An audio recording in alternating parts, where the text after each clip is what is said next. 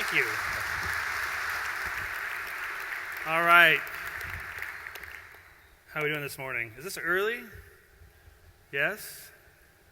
Yes? Okay. Glass of water here. Make sure everything's working. Here we go. All right. How do I want to start this? Let's start with superheroes. I'm driving home with my wife and kids. And we had just seen the first Thor. And in the back seat, my daughter Claire goes, Daddy, what's an infinity stone? And I'm like, sweet. I'm like, well, Claire, let me tell you, what you just saw there was that red stuff. That was, I believe, which one was that? That was the reality stone there. You've already seen two other stones. In the first Avengers, do you remember that Tesseract? No, in Captain America, you remember that Tesseract thing? That was the Soul Stone. And my son in the back seat goes, excuse me, Dad, correction, that was not the Soul Stone. That was a Space Stone. Get it together, Dad. It's so exciting to see all of the superhero stuff here because the Lopp family routine, it's more fun to actually talk about the movies after you've seen the movie. So this is a great, awesome vibe. Okay, which has nothing at all to do with my talk. Here we go. Hopefully my clicker is working. This is called the second act. Clicking again. Click. Are you working, clicker? Maybe not. Let's try this one. Clicking. Not going. Clicker's not going. Hold on here. You've got to have this every time. There we go. All right. So this talk could also be called Two Apologies because I'm going to apologize at least twice during this talk. The first apology has to do with this other talk that I do called The Engineer, the Designer, and the Dictator. And it's a great talk. I love it. But I get to this slide, and I say, what a yard sale of mediocrity. It's an apology. It's an apology. Get a big laugh. This people because I'm talking about product design and talking about software companies like Oracle and HP and IBM and I'm talking about why I'm making fun of them is they're not product companies anymore, they're business companies. But I apologize. I shouldn't be making fun of these companies. And that's kind of what this talk is about. First off, let's just talk about something really simple, which is these are all multi-billion-dollar companies. 30 billion, 141 billion, 559 billion. Up at these times. These are massively successful businesses. They're doing amazing things. Why was I making fun of them? Let's talk about that. My name is Michael Lopp. I play this guy named Rands on the internet. I want to do a little bit of get to know you. I can't see you that well, but I can kind of see you. So how many engineers are here? Show of hands. Okay. Operations folks? Same thing, right? It's the same thing. Okay. Let's see here. HR, are you in here? You're not going to raise your hand, are you? All right. That's cool. I get you. Extroverts, are you here? Extroverts? That's strange. Introverts? Raise your hands. Thank you for raising your hand, introverts. I know that was hard. Good job. That's awesome. Lots of different folks here. Oh, wait. Hold on. Really important. How many people are using Slack? All right. How many are paying for it? Yeah, I know. I can see that. Okay. I've written a couple books, Managing Humans. It's a leadership book. I've written one called Being Geek, which is about leadership, sort of a guide to your career and whatnot. But that's not what we're here to talk about. We're here to talk about sort of the companies that I've worked at and sort of how they've evolved over time. I normally put this slide up because this is companies that I've worked at for the last 6 years or so. Palantir in Palo Alto. I was at Pinterest for a couple of years, and then now I'm at Slack. I've been there for 1 year, 2 weeks, and 3 days now. But as I thought about this, I was preparing this talk, I realized there's probably a much more interesting story to kind of go back and look at all the different companies that I've worked at. And it turns out the list is kind of long. Borland, how many people remember Borland? Oh my gosh, you are my people. This is great. Netscape, okay, yeah, all right. That startup you've never heard of, do you ever heard of that? No, okay, good. That's where I was. And then Apple, anyone? Apple? Yeah, okay. The last three are really interesting to me because they've been these rapid growth companies where I've started at like 200 and I've gone up to like 1,000 or 2,000 or so. That's why I'm up here right now, is those last three companies. I love that roller coaster ride of massive growth. My wife is a little bit confused by it because I keep on like quitting my job after 3 years, but you need to know a little bit about me to understand that a little bit. I bore super easily. I bore really easily. And when you hire me, I say something like this. I say, hello, Stuart, the CEO of Slack. You get me for 3 years, and then I'm out. He's like, whoa, what's going on, right? And the reason is as an engineer, I like to understand how things work. I like to build things. And once I understand the problem set, once it's a known thing, I'm like, I'm done. And my wife knows this moment because we're usually chatting. It's been about 2.5 years that I've been working at a company, and I say something innocuous. I say, I'm bored. And she just goes gray and goes, oh shit, not this again. He's going to change everything, and we're going to be working in San Francisco. It's going to be crazy. I bore easily. More importantly, and I think this is related, I am deathly afraid of irrelevance. And this comes from working in high tech, where everything is constantly changing. There's always new things. I talk about Fortran in a little bit, and I know what Fortran is, but like, that's gone. Well, it's not really gone. It's actually running most of the banking system, which is terrifying, but but I want to always know what's going to happen because I know there's somebody sitting in a garage in Palo Alto, and they're going like, I could make Slack in like 2 weeks. No problem, right? And they think they can, and they're probably going to do it, and maybe they'll be successful. This is going on right now all over the place. So I like to stay frosty. I like to try the latest and greatest thing. I made fun of Snapchat for a good 6 months. I'm like, this is crazy. What is this? This is awful garbage. My kids are playing with it, and I'm like, whoa. Hold on. There's lessons there. This is the bleeding edge of how people are communicating. And it's fun. And it's a new interface. And there's lessons here, things I have to learn as a VP of engineering, as a person who likes to build products. And it's amazing once you get in it and you realize this is the next generation of interfaces. And that keyboard thing you're sitting on, which is awesome, is going to go away over time. I also play Pokemon. Haven't played a lot recently there, but it was the same thing. I'm like, what is all of these? People's on Twitter, they're losing their minds over Pokemon. I'm like, hold it, wait. What does it have to teach me? It's about augmented reality. It's about games, about mobile interfaces. There's a lot to be learned by being paranoid. So, we're going to talk about the first act. We're going to talk about companies and how they did their first act. We're going to talk about what winning looks like, and we're going to talk about tips for a successful second act. I have seen this all before. I've been at all of these companies. These are mostly first act companies. What do I mean by that?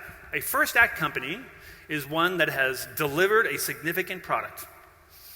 And if you believe all the stats that come out of startups, it's like 1 out of 10 startups are actually successful. So these are all massively successful, except that one that you've never heard of. It wasn't.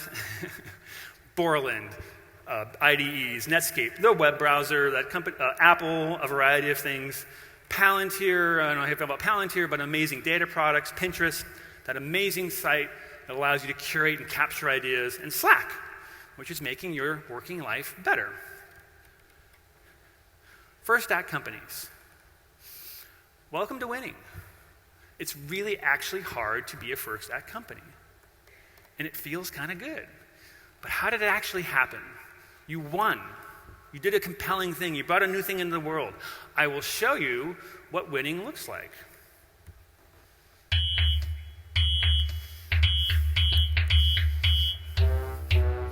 How many of you know what this is? Show of hands. Yeah, it gets less every time I do this. This is winning. Flying toasters. What? Is he having a stroke? What's going on up there? Here's the thing. This is a screensaver. And it has flying toasters on it. I want to go through a little exercise here because I want to talk about where this came from. I'm going to pick on Michelle, who's sitting right here. Michelle, congratulations. You are now a venture capitalist. All right? And I'm going to pitch you on an idea. Your job is really simple. You're going to go funded, not funded, okay? And don't do it too quick because the idea is pretty good. So don't fund too fast, all right? Michelle, I have this idea, okay?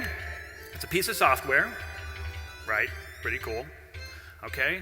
And what it's going to do is when you're not at your computer, this cool thing is going to happen. Don't sign up yet. The cool thing is that flying toasters are going to fly across your screen. Interesting, right? I can tell you're interested. Flying toasters on the screen. And toast. There's going to be toast as well. There's going to be a preference where you can adjust the toast setting. Right? Okay? This is an amazing idea. What do you think? Are you in or are you out? Oh, she didn't fund me. They made millions of dollars. They made millions of dollars. This is an absurd idea. This is a great idea, but this is an absurd idea. It's software that does stuff when you're not there. It's software that does stuff when you're not there. Granted, it's saving your monitor and doing this. Like what? Who in the world thought of this? Where do these ideas come from? These absurd, these brilliant ideas, these 1 out of 10 ideas. 90% of the startups fail. 90% of them aren't flying toasters.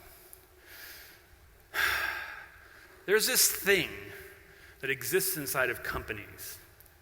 It's this confusing, omnipresent force that doesn't believe the new or the compelling can exist.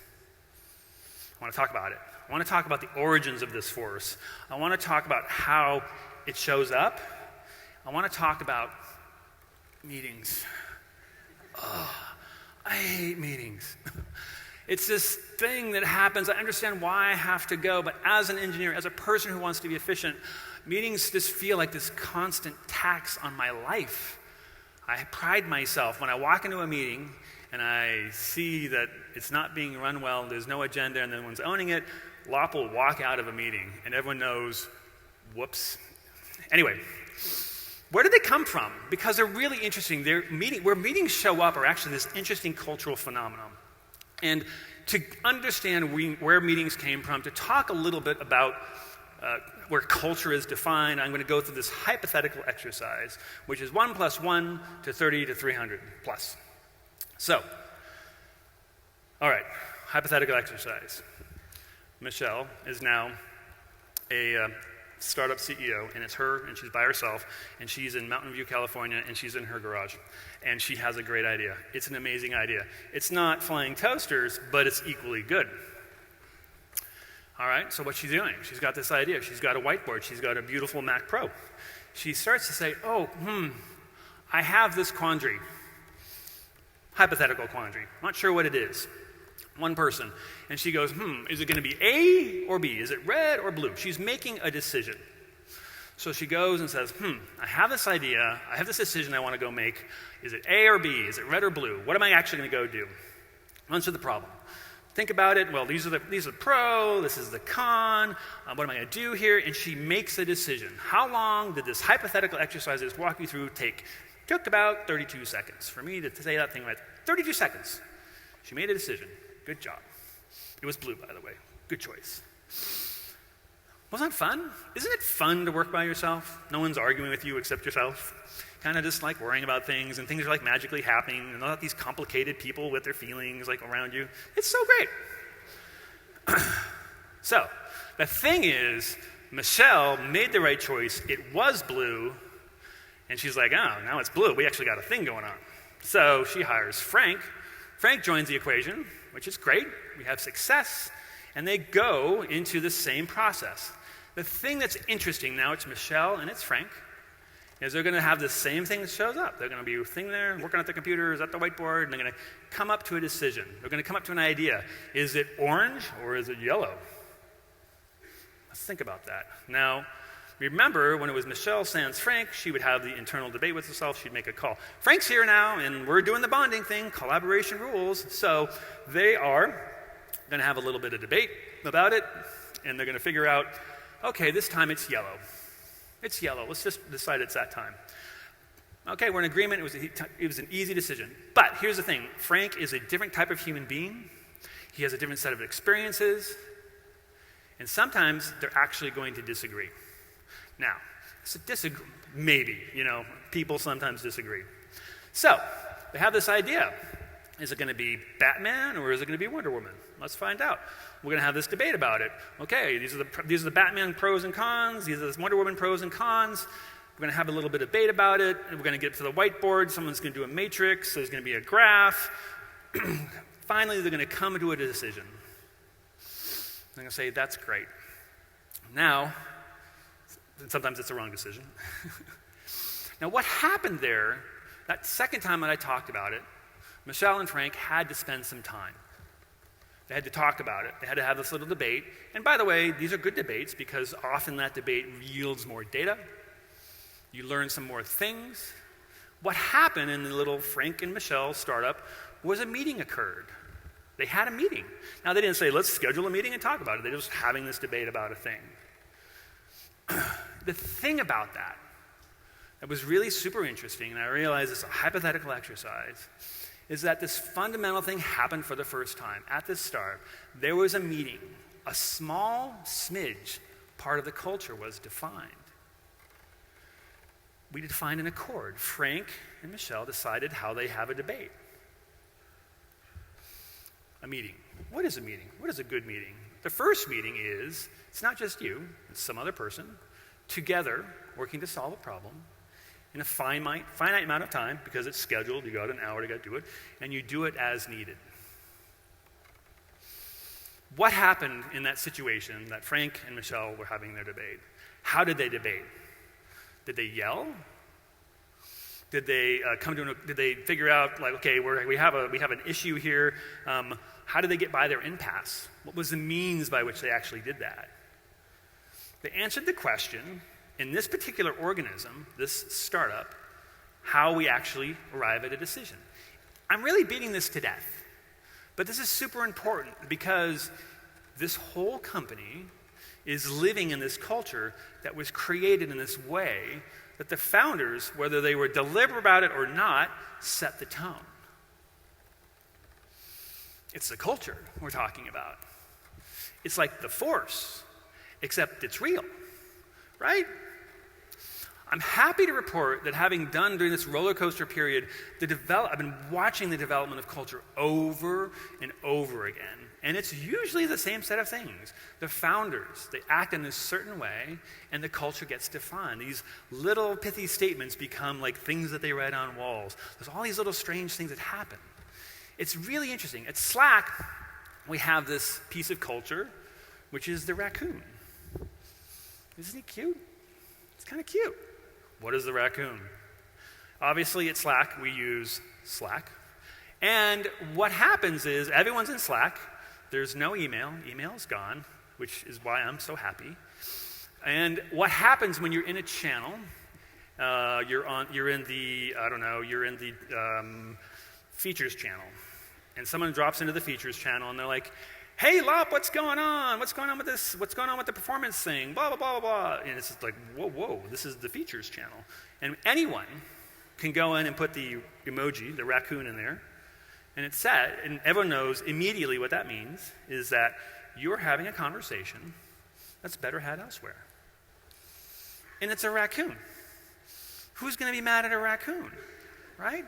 There's this raccoon there, and you're like, oh, okay, cool. I will move this over to the other channel. It's this small, little, tiny thing. It's this raccoon inside of this raccoon emoji that saves us a ton of pain and effort in terms of people having conversations that are staying on topic. that are staying within the channel. And there was no grand accord. There was no amazing meeting where everyone says, well, we have this issue. The engineers like to argue about everything. So let's figure out how we're going to have some sort of means to keep channels on topic. What about the raccoon? Didn't happen. Someone just did it. The smallest little things become culture. And it's fascinating to watch how it happens. Okay, back to our startup. They are making some pretty solid decisions. There's 30 of them now. And now it's getting super interesting. It might actually work out. It's no longer in the garage. It's actually in a little space right now. These humans are incredibly important. These humans are, the first 30, it's just a lovely time. It's just a beautiful time because ideas are coming from every direction. Decision remains really flat and collaborative and visible. You can tell really easily how different people are feeling because I just look at you and I go, are you having a good day? I can tell you're having a good day. Execution is shared. There's no time to bicker because the sky could fall at any minute. Let's just keep moving forward here. Everyone knows everyone. Everyone does everything. There's no like, well, which level are you, or this sort of thing. It's like we're just doing it all. There's this awesome, rapid, and organic error correction because you can just look around and be like, you are struggling today. I'm going to come over and help you right now because I see it in your face. There's really, really low-cost situational awareness, and the most random things become culture. Go to Palo Alto. Walk around Palo Alto. And I guarantee in about 5 minutes, you're going to see one of these shirts, and you're going to be like, what's going on here? These shirts are the Palantir logo. And they were releasing the 1.0, and then this is before I got there, and someone's like, whoa, we should do shirts, because of course you need shirts, because that's like the thing we do in high tech is shirts. And they said, okay, well, it needs a theme, right? So Ari was like, what we should do is we should, it's a circle, we should just do like the helium atom, and well, it'll be the logo. It's like the little thing with the dot on it. Perfect. And everyone's like, great, let's do it. That was the meeting. It took like a minute and a half, and we did shirts. There are now almost the entire periodic table of Palantir shirts wandering around Palo Alto right now. You walk into a store, people know where you're from. Each of them have the different. What we tried to do was always have like the logo reflect what the metal does or whatever the element does. But it was like this wasn't some major decision that we had. We didn't know that there was like every time that a customer would come in, we'd show them the logo wall. It just started somewhere. It just started that way. What is being built is this incredibly powerful force inside of your company, which I call the old guard. The old guard are killing it. They are killing themselves willingly. They are working so hard. They don't have any time to write things down. There's no process because that would slow us down. They have disproportionate power in building things. They have disproportionate power in their opinion, and they have absolutely no idea that they have so. They move fast because they are at war. The old guard's instincts are how to evolve what's worked based on what's worked so far, whether they've written it down or not. Their existence defines the values of a company. And I've seen it many times. They're always there. That's my first job in any size company is figure out where's the old guard. And kind of what do they define? There's the things that we write on the walls, like at Slack we have one, which is work hard and go home. Borland, one of those was, there was always the ones that we wrote on the walls, and there was always the old unspoken values as well. For example, at Borland, it was an engineering company, and the engineers were always right, which was kind of awesome. Apple, it was always listen to Steve. Like, always listen to Steve. Always listen to Steve. You've got to do that. At Palantir, like, there was an acronym for everything. We're pretty, as engineers, we love acronyms because we can kind of tuck a lot of meaning into the smallest set of words. There were acronyms for everything. It was like a 3-month exercise to figure out what was going on. The culture is being defined during this time, whether you're actually taking the time to do it and define a value statement or not. I got to speed up. All right, congratulations. It's now 300 folks It's now 300. Holy cow, this is a lot of folks here. It's working. 300, it's not a sure thing, but it's up and to the right. There is a lot to do. Post 300, ideas are still showing up, but there's sure lots of them. Decisions are happening slower because we're doing a lot of checking in with you, and I'm checking in with you, and let's have that meeting and do that sort of thing. Execution is starting to become stovepiped. Stories, all these stories that happened in the 30 with the old guard are starting to be told and have become myth. Do you have these here? I bet you do. And I bet they're like 50% true because they always kind of just mold into this very strange way. Situational awareness is becoming very expensive. How do we figure out all of the things that are going on with 300 humans doing all of this work? There's increasing communication friction. Learning can no longer occur via osmosis. You can't just show up and be like, oh, I see how this works, because there's so many things going on. There's so many things to know. There is this group that shows up at this point, and we call them the New Guard. These are the folks that are showing up because they believe in the dream. Like this thing that happened at 30, they're like, I'm in, I love it, your mission is amazing. They are here because of the mission that was defined by the old guard. They are fired up and they are good to go, and they quickly outnumber the new guard, the old guard. They do some very interesting things that really piss people off. They start to write things down for themselves and for others. They're like, oh, cool, how do we do this? Oh, okay, all right, got it, sweet. They put it in Slack, they put it in a wiki, who knows what they're doing. They sit down with different teams and agree to contracts about how we're gonna get work done. It's called process. It's a 7-letter word that engineers hate. They import languages and customs from prior gigs to support their various emerging causes. And they schedule meetings. Ugh, what a drag. They schedule all sorts of meetings. Now, this is when it gets super interesting. The old guard believes, whether they say it or not, the lessons of the past are definitive. The things that we did to get here are of paramount importance. How we did it is the reason we're here. And they're right. They believe that writing down things is a waste of time because they have this map in their heads of how everything works. And they're like, why would you write it down? Just go talk to Susan. She knows everything. I'm like, who's Susan? Right? They believe you can walk around, bump into the right people and figure it out, and they hate meetings. Why are we doing this? Why are we having this meeting? Just go talk to people. They say things like this. The old guards say things like, I remember back in the day, blah, blah, blah. They say, sure does feel like a big company now. And says, gosh, I feel like we're really moving slower. This is the definitive discussion between the old guard and the new guard. Old guard says, I feel this kind of process is heavy. And the new guard says, well, I've seen this work at a great many companies, and I have the metrics to prove it. And the old guard says, yeah, something doesn't feel right about this. And the new guard says, what the hell does feel have to do with it? I have the metrics. There's this interesting paradox between these two important constituencies.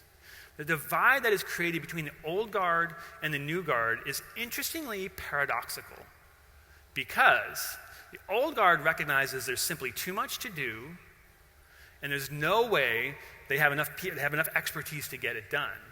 So they know they need more people. They need to evolve the people under the roof. The problem is, the challenge is, the new hires are a cure to a disease that the old guard both created and loves. What are we going to do about this? This is my least favorite part of the evolution of a company, because this is when politics show up. If there's one thing that drives me crazy is when I see this start to show up. And no one's doing anything nefarious, no one's doing anything evil, they're just trying to figure out how to do their job. Because it was this. It was all of us together, happily in this box. And then suddenly this interesting thing starts to happen, where it starts to get stovepipe, and there's suddenly N teams. It's a simple little drawing. But those little black lines between those three things there are super important. Why are they important, Lopp? I will tell you. What do people do when they don't know what's going on? when they don't have context about what's going on. I know what they do. They fill it with their worst fears. They go, I haven't seen Mike in like a week, and I don't know where he is, so am I going to get fired? Now you're giggling, you're laughing a little bit, but here's the thing. That's what people do. They're going to, in the absence of information, they're going to shove their worst fears into the worst possible version of the story. And at the heart of that is where politics is. It's that fear that I don't know how this is working, is I don't have context about what's going on, which is why Slack is awesome, by the way. I'll stop talking about Slack. But these are the things that happen, and it starts to morph into all of this interesting, awful behavior. There's this communication breakdown. There's this lack of shared perspective because there's so many of us, I can't see how everybody is doing. There starts to be this thing called information hoarding, where you say, hey, I know this thing. Do you know it? The thing? I'm not going to tell you what it is, but do you know it? This drives me crazy. This is like magic at Apple, of this art of like trying to figure out who knows what. It's maddening. It's inefficient. Local optimizations. At this point, this is when first act companies die. This is when they start to collapse on themselves. I hate meetings. This is my particular culture. I've been old guard. I'm currently new guard. I'd much prefer to have a team that feels they can figure it out in the hallway. I value individual empowerment. I want teams to be flat. Meetings create power structures. And as we need them to get things done. But I really would like, I want a culture where there is no meetings, where we can actually just get it all done one-on-one. Your culture is different. Every single culture is different. And we're not talking about meetings, we're talking about values. The old guard, whether they know it or not, own the values. They define whether the culture, what kind of culture they like because of who they are. Meetings are just a simple little example. Chances are they've defined the entire culture, and you're living in it right now. And here's the important thing. The culture you need at 30 is different than what you need at 300, which is different than what you need at 3,000. Oh, and by the way, we haven't even gotten to the title of this talk, which is the second act. How do you actually get to that next act? What I'm talking about is just the first thing, getting that first product done. That isn't winning. This is winning. This is what winning looks like. They have not built a product. They have built a business that builds products. And, more importantly, doing this is, I'd say, if 1 in 10 startups are successful, 1 in 10 of the first act companies actually do this.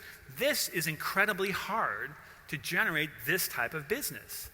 I made fun of these companies, but I wouldn't be sitting here without HP. I wouldn't be sitting here without HP. They did the first commercial LEDs. They did the first programmable scientific calculators. They invented the first commercial laser printer. Also, my dad worked at HP. I'm an HP brat. IBM, they invented Fortran, UPC codes. Oh, and by the way, the personal computer, right? I mean, the mass production commercial computer. And Microsoft, whatever. Had to do it. Sorry, everybody. What they've done in the second act, what winning looks like in the second act, is building a company of humans capable of building and sustaining an entirely new product. Not the first thing, the one that comes after it.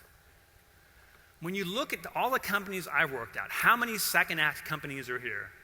It's about 1.5. Borland? Nope. They did not. Microsoft killed them. That's a sad story. But they were programming, development environments. I was on the Paradox team. That was never a successful thing, in my opinion. Netscape, they did one thing. They did the browser. And we tried so many other things to actually be a second act company. Didn't work out. Got sold to AOL. Fate worse than death. Interesting. First startup, boy, did we mess that up. We started our second act before the first act was done. Genius. Genius. We weren't even done with the first thing. We're like, let's go build the next one. That sounds like fun. Idiots. Apple, second that company. Palantir, nope. Pinterest, it's an ads company. It's a lovely product. It does one thing, curate amazing ideas. Slack, first that company. There's only 1.5. I'm giving Borland a half point there. 1.5 in my many years of working in companies. Borland, Netscape, all of these companies, just it's shocking to me. Why is this so hard? Why is it so hard to do this? You got that thing out the door. Why is it so hard? It's more than just a fear of change. Is it the old guard? Is it the new guard? You got to figure out, the thing you have to figure out is what are the old parts that you need that are essential? What are the new things you kind of figure out how to bolt on? What are the connective tissue you have to build across teams? There's all of these things you have to go and figure out to actually go and figure out how to build the business that builds product as opposed to the product. What's going on here? It's this confusing, omnipresent force, it's usually political, that doesn't believe the new and the compelling can exist, which leads me to my second apology, because I'm going to play a video and then I'm going to apologize. The world is like a ride at an amusement park, and when you choose to go on it, you think it's real, because that's how powerful our minds are. And the ride goes up and down and round and round. It has thrills and chills, and it's very brightly colored, and it's very loud, and it's fun for a while. Some people have been on the ride for a long time, and they begin to question, is this real, or is this just a ride? And other people have remembered, and they come back to us, and they say, hey, don't worry, don't be afraid, ever, because this is just a ride, and we kill those people. I apologize. We're not killing anyone, unless the Tesla coil comes up here and goes crazy. We're not killing anyone. I love that Bill Hicks video because he talks about this fear of change. Here's a better way to think about this. There's this experiment called the Asch conformity experiments. And Michelle, I'm going to pick on you one more time. The Asch conformity experiments are pretty simple.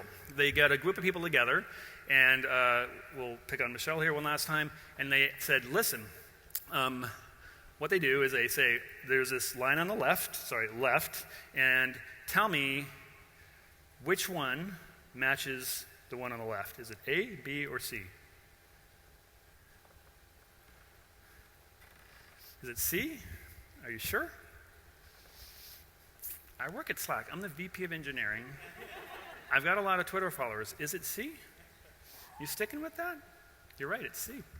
You are correct. Now, the way that they constructed this experiment is super interesting because what I just did to Michelle, they did on a very interesting way. They had a group of folks. There was one person who had free will, and there were 7 folks who had no free will. They were told what they were going to vote on. And what they did is they kind of tried out different organizations of people, and they could see each other vote. So they did like 10 experiments with different lines, and most, like the first 9, everyone just picked the right thing. And they're like, great. And in the last one, they had the people who were all actors choose the wrong one. So Michelle, at the end of listening to these other folks pick the wrong one, had to say, what's going on? It's clearly C. You people are crazy. What's going on? What they discovered was that, let's see here, about 73 participants of free will at one point gave the wrong answer. And they were all as simple as this.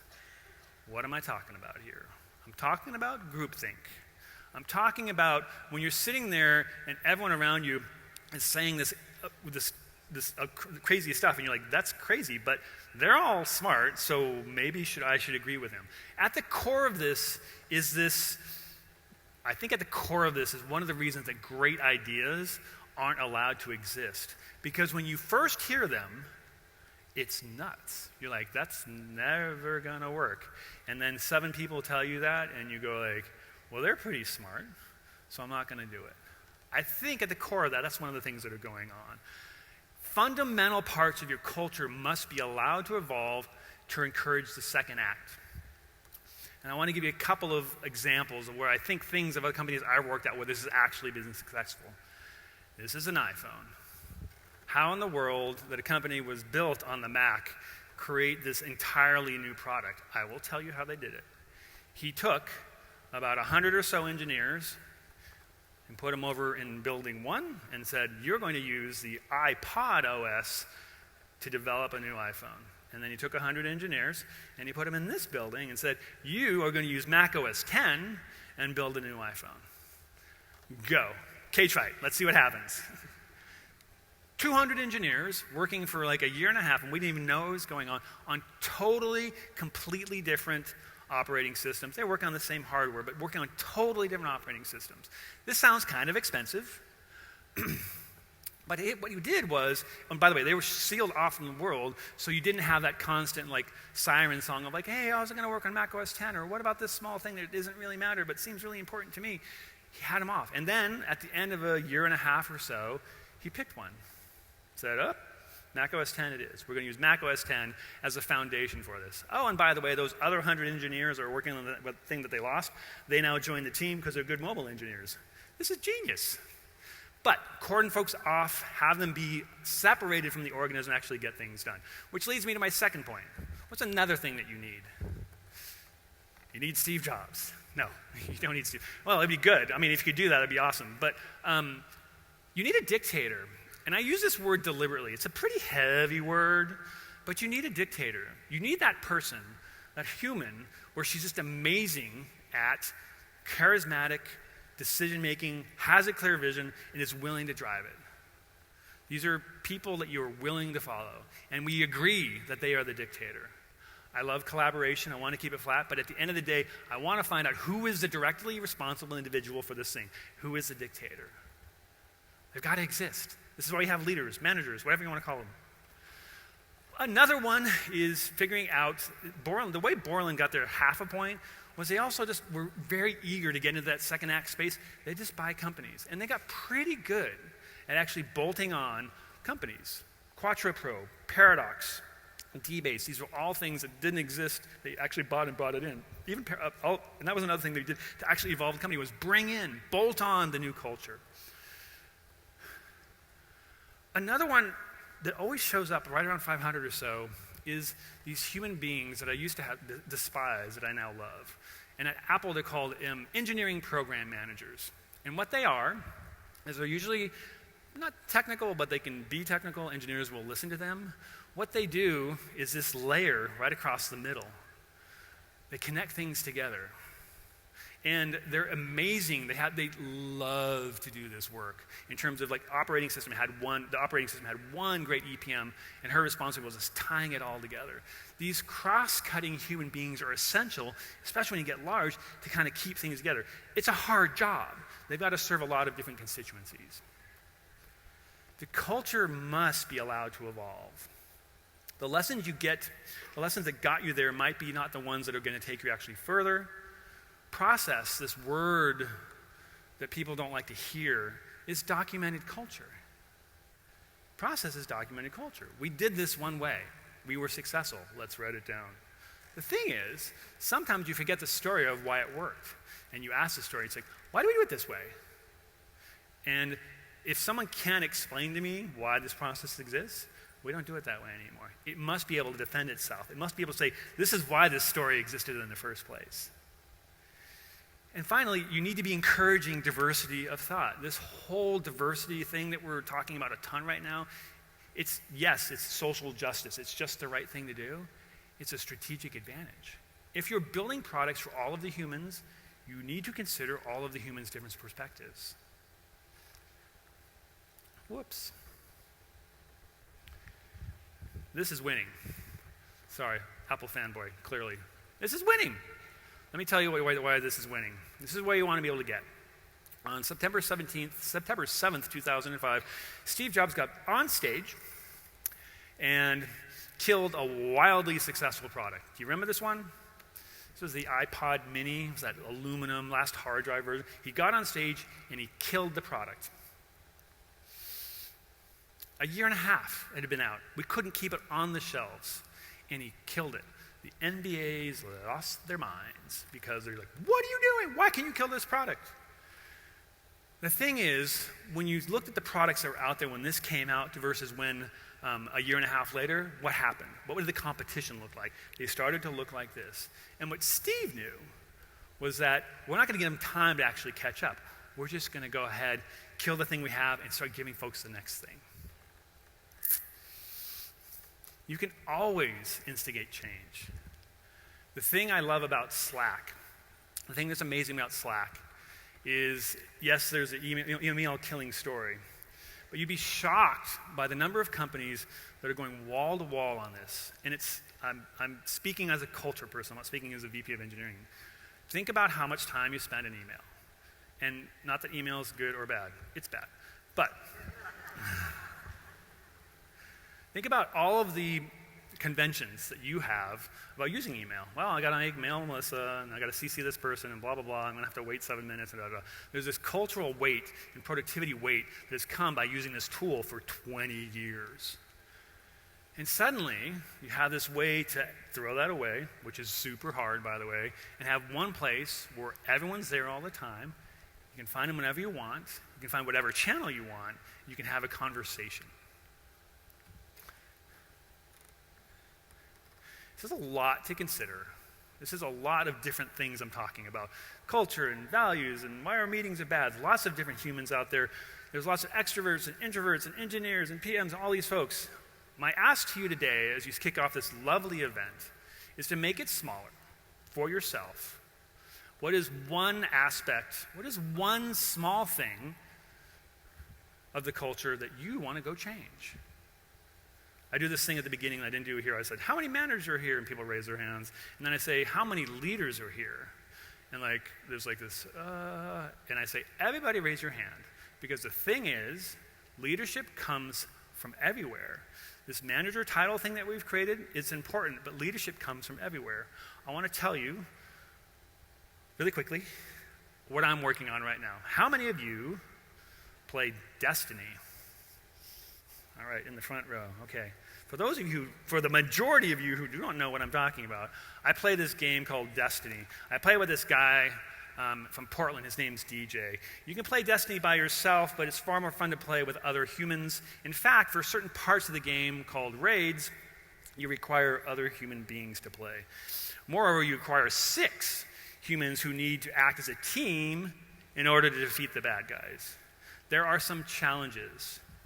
The internet is full of colorful people. How are you going to find someone who's on the same frequency as you? Raids are complex affairs. Someone needs to lead or else everyone dies. It's called a wipe. So someone has to be a volunteer leader. I am not joking when I tell you DJ, this gentleman I play with in Portland, is the nicest, calmest human being I know. And I do not say that lightly. We've spent hours playing this game, doing virtual battles with digital bad guys, and the thing that DJ is he's unfailingly kind in a way I do not understand how he works. You need to leave the raid that we've been working on for after 2 hours to be with your family. The first thing DJ says is, no worries, I get it. Having repeated difficulty fulfilling your role on the raid, what does DJ say? He says, hey, I used to be bad at this too. Let's work on it together. Never played before, forgot to tell us that when we started. DJ says, I remember the first time I did this. It's going to be amazing. Anything sideways happens inside of this raid, and DJ is unfailingly kind. It's a leadership that lends itself to volunteer situations because we all want the game to work. My question to you is, why isn't it all situations? You're thinking of this important leader. You've heard this story about this leader who is this dictator and isn't kind. You think of a story where you heard where he met someone in the elevator, asked them what they did, and they said something, and he fired them on the spot. Dictator. First off, it's not true. It's a good story, but it's not true, and it's not good leadership. It's not kind. The thing I'm working on right now is approaching everything from this situation, this mindset of kindness. You come to me, you have something to teach me, I want to learn, this is exciting. This is when it's horrible and someone's yelling at me. I'm like, wow, you are so mad. I don't say it like that because I just get madder. But that's the question I have for you. That's the thing I want to leave you with today. which is, what is that one thing that you want to change? It's a small thing. It's a small thing just for you. Don't worry about it that it's 3,500 of you. What is that one thing you want to do? So, go forward, find that one thing, go build the second act, and thank you very much.